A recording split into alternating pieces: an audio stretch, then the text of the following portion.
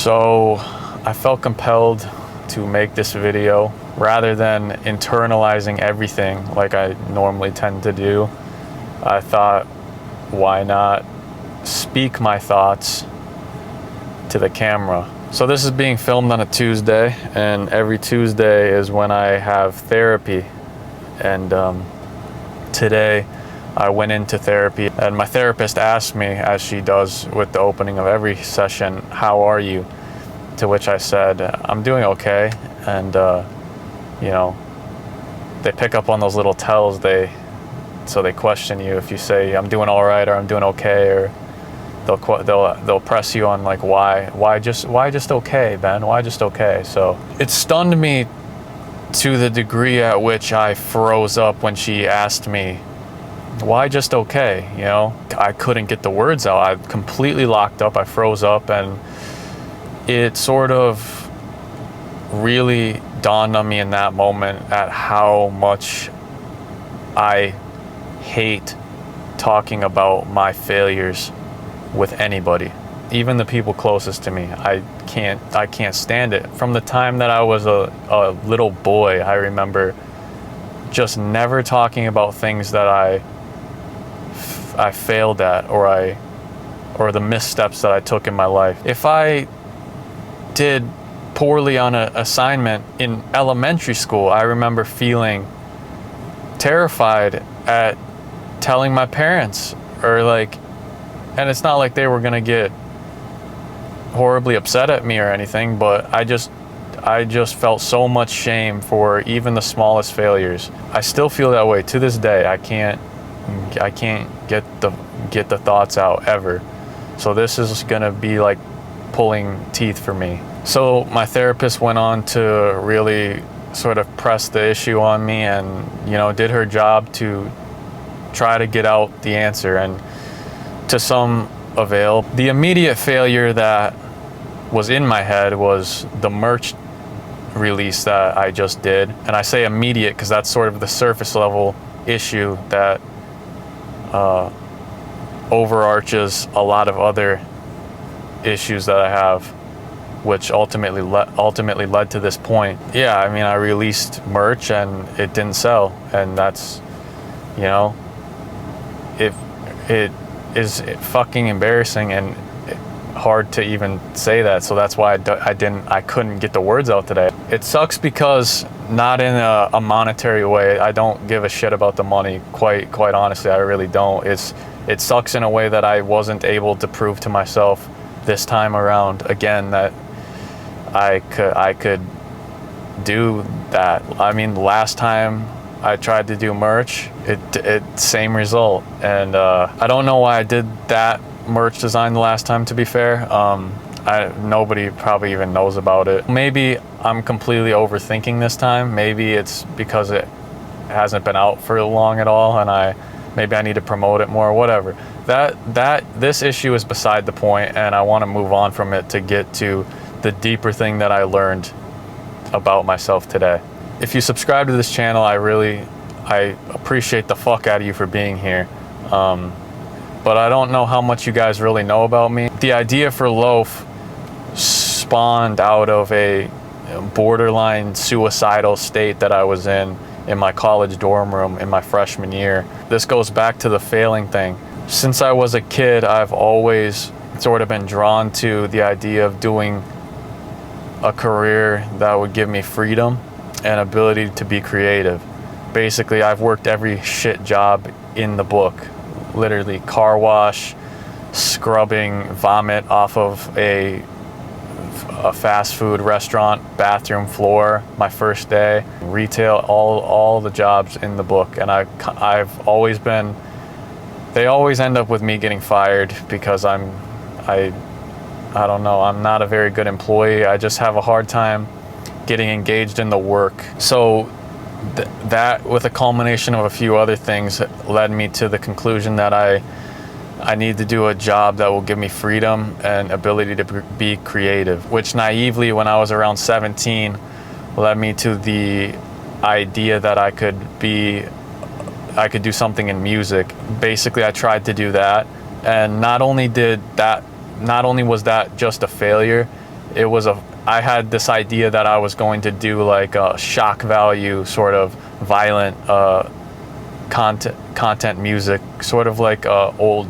Eminem or something, and the whole thing quite literally ended up with the cops being in my living room at 9 in the morning on a weekday. So not only was it a failure that was broadcasted to everybody that knew me, but it ended in legal trouble as well.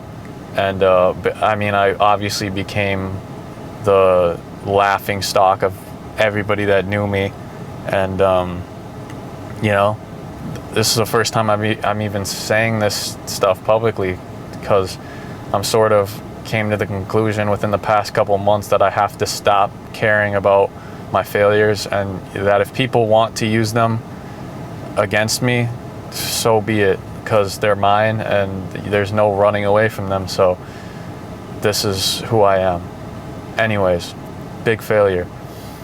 Freshman year comes around of my freshman year of college comes around. So I'm just now finally saying, okay, it might be time to pull curtains on this whole music idea.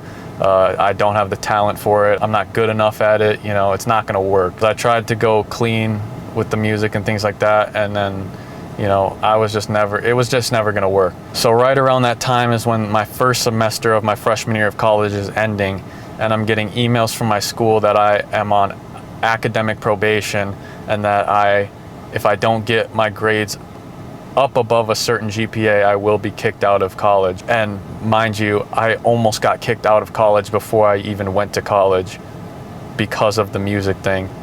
So I almost failed college before I even started college. Another failure. Anyways, so I'm on academic probation. I had just decided to give up on the music thing. I was extremely lonely for a long time in college. I mean, I remember, because I wasn't involved in anything. I didn't really, there was nothing that this might be a little bit my fault, but I mean, there was nothing that interested me, and I wasn't good enough to, I played hockey growing up. I wasn't really good enough to do that, and I didn't have time to play hockey because I needed to work and make money to pay for school.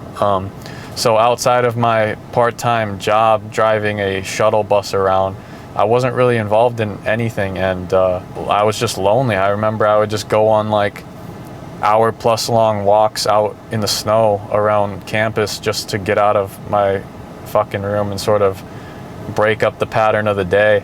And yeah, so the culmination of all those things at once brought me to a place of just hopelessness and sort of depression, I guess, and just not feeling great. And I remember just sitting in my room and just like not knowing what to do with my life, because it was like I was close to being kicked out of college. I had if I did get kicked out, I had nowhere to go. No plans, no prospects, nothing. And that's when I remember I saw a YouTube video. I believe it was by Love, Live, Serve, and it was called "I Lost My Spider in Lecture."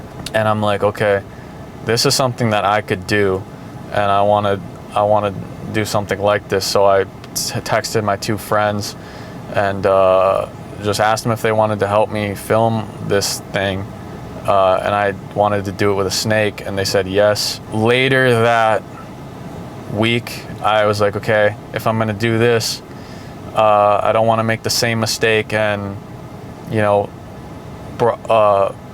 attach my name to it, because what if something goes wrong and I'm at risk of getting kicked out of school again, and then there's another failure. So I was like, I need to come up with a name, and I wanted it to be a name that was representative of how I was feeling in the moment and the time. So I came up with the name Loaf, L-O-F-E, and it means loser of fucking everything. And that's what the name I came up with, because that's how I felt at that moment. I was like, I am a fucking loser at everything, and maybe this one thing I won't be a fucking loser at. And I wanted so badly to not be a loser at this. Like, I wanted to execute it. I was so nervous. I was more nervous for the night before that prank than I have been for anything in my life. Not only because of the logistics that went into it, you know, going to the lecture hall and things like that, but the idea that if I fail at this, am I just doomed to be a failure for the rest of my life? That's the question I was asking myself. So, long story short, we did the prank, filmed it on an iPhone 6 with a $70 lavalier microphone, and it went well. It got posted on like a Barstool, it was Barstool Gophers, like the Minnesota Barstool account. And when I posted it, people received it well. And I remember just like, that was the greatest moment of my life, to be honest. Because it was not about the dumb prank. It was about, you know, finally Ben did something that gives people some value. Like, I made people laugh, and it was like I finally felt like I had something to offer the world for once. Like, I wasn't a fucking complete loser for once. And so that moment, I remember I literally decided, I was like, okay, this is what I'm gonna do. This is gonna be my life. Trying to make people laugh and making videos is gonna be what I do. But then there were issues that transpired with that. We actually had to stop filming on YouTube for a while until I completed college, which is hard, but that's another story that would be another rabbit hole. Anyway, March of 2020 comes around, the coronavirus happens, we all get sent home from school. I'm sitting in my house, you know, I'm not filming YouTube videos at the time, and again, I'm just like, I'm not excited about school. I'm not excited about anything that's going on in my life. And I'm feeling a way that I felt, I'd say, the majority of my life, which is just like, I don't want to use the word numb because that sounds extremely cringe, but kind of like meh, like whatever. I just coast through the days, and I felt that way again. And then I remember I started posting on TikTok because that was a big thing that exploded during the beginning of the first quarantine because everybody was so bored, locked up in the house. I'll never forget, like, I saw a random ass video that I posted get 85,000 views, then 100,000 views, then I posted another video that got, you know, 200,000 views, and then I remember I had a duet video get 1 million views, and I was baffled by the fact that I was actually having success at something, and something that I actually sort of enjoyed doing. You know, it wasn't anything like the content I wanted to be filming because it was kind of restrictive to those 30 seconds, but still I was making videos and I was seeing success. And then I actually started getting paid a little bit, and that was something that if I made $1 million tomorrow, it could not recreate that feeling of when I saw the first $16.69 pop up from TikTok, because I was like, holy shit, I just got paid to make a comedy video.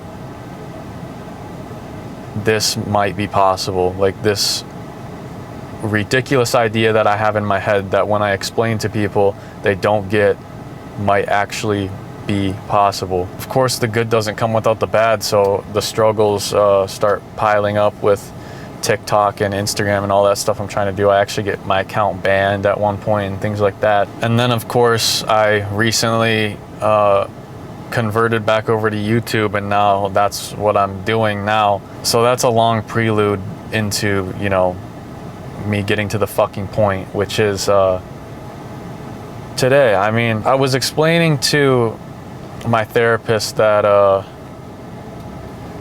this failure is not just a failure to me, because I've had a lot of different failures, and a lot of failures that I can't even go into. You know, I've failed in every aspect of my life, in relationships, in business, in everything. The failure with, you know, Loaf hurts me so much deeper because this is all I want to do.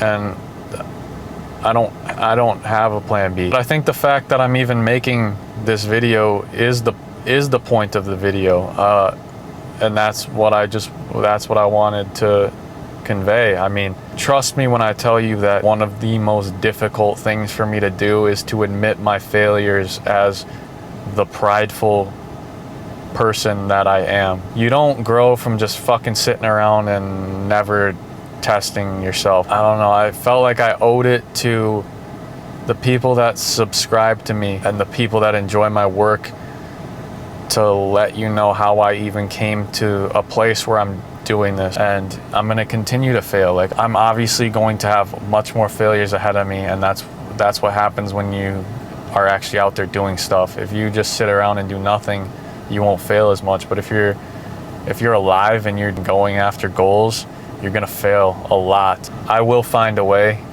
to make this work, to make everything with this work. And hopefully maybe somebody can watch this and feel a little bit more comfortable with their failures, because as a person that feels extremely uncomfortable with his, I'm sharing them right now, and that's a step, I guess. That's a step in the right direction. So your failures are what are gonna make you a success.